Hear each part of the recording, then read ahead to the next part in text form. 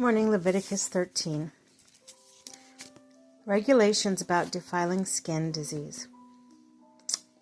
The Lord said to Moses and Aaron, when anyone has swelling or rash or shiny spot on their skin that may be defiling skin disease, they must be brought to Aaron the priest or to one of his sons.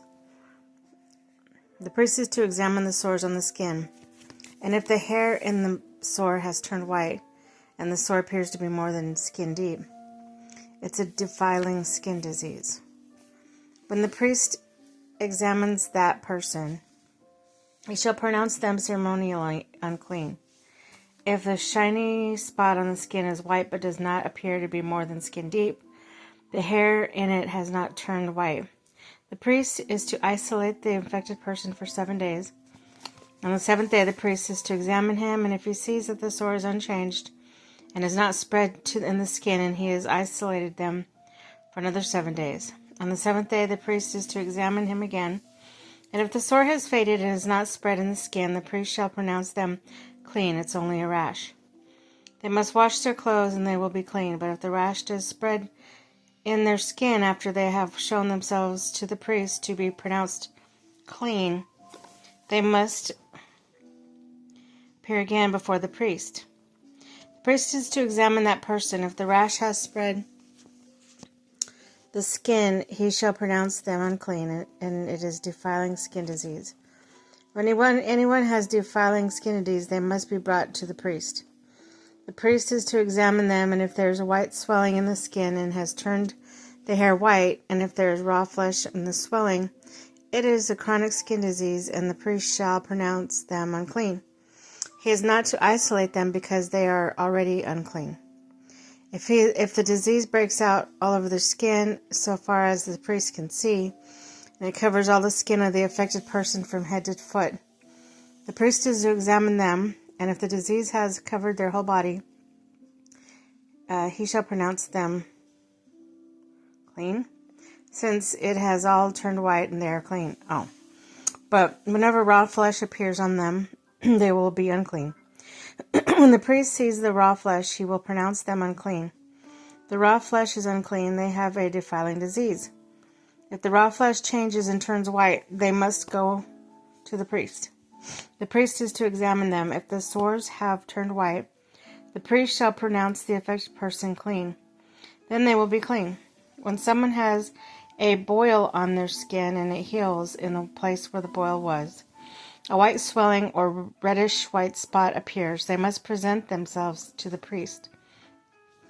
The priest is to examine it, and if it appears to be more than skin deep, the priest shall pronounce that person unclean. It is defiling skin disease that has broken out where the boil was. But if the priest examines it and there is no white hair in it, and it's not more than skin deep and is faded, the priest is to isolate them for 7 days. If it is spreading in the skin, the priest shall pronounce them unclean. It is a defiling disease, but the spot is unchanged and has not spread. It is only a scar from the boil, and the priest shall pronounce them clean. When someone has burn on their skin and a reddish white or spot appears in the raw flesh of the burn, the priest is to examine the spot. If the hair in it has turned white, and it appears to be more than skin deep, it is defiling disease that has broken out in the burn. The priest shall pronounce them unclean. It is a defiling skin disease. But if the priest examines it and there is no white hair in the spot, and is not more than skin deep, it has faded, then the priest is to isolate them for 7 days. On the seventh day, the priest is to examine that person. If it is spreading in the skin, the priest shall pronounce them unclean. It's a defiling skin disease. If, however, the spot is unchanged and has not spread in the skin but is faded, it is swelling from the burn, the priest shall pronounce them clean. It is only a scar from the burn. If a man or woman has a sore on their head or chin, the priest is to examine the sore, and if it appears to be more than skin deep, and the hair in it is yellow and thin, the priest shall pronounce them unclean. It is a defiling skin disease on the head or chin. But when the priest examines the sore, it does not seem to be more than skin deep, And there is no black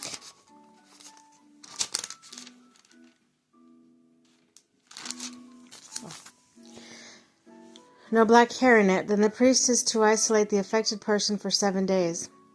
And on the 7th day the priest is to examine the sore, and if it has not spread, and there is no yellow hair in it, and it does not appear to be more than skin deep, then the man or woman must shave themselves, except for the affected area, and the priest is to keep them isolated another 7 days. On the 7th day the priest has to examine the sore, and if it has not spread, and appears to be no more than skin deep, the priest shall pronounce them clean. They must wash their clothes, and they will be clean, but if the sore does not spread in the skin after they are pronounced clean, the priest is to examine them. And if he finds that the sore is spread in the skin and does not need to look for yellow hair, they are unclean. If, however, the sore is unchanged so far as the priest can see, and if the black hair has grown in it, the affected person is healed. They are clean, and the priest shall pronounce them clean. When a woman or a man or woman has a white spot on the skin, the priest is to examine them. If the spot is dull white, it is a harmless rash that is broken out on the skin. They are clean. A man who has lost his hair and is bald is clean. If he has lost his hair in the front of his scalp and a bald forehead, he is clean. But if he has reddish-white sores on the bald head or forehead, it is a defiling disease breaking out on his head or forehead, the priest to examine him.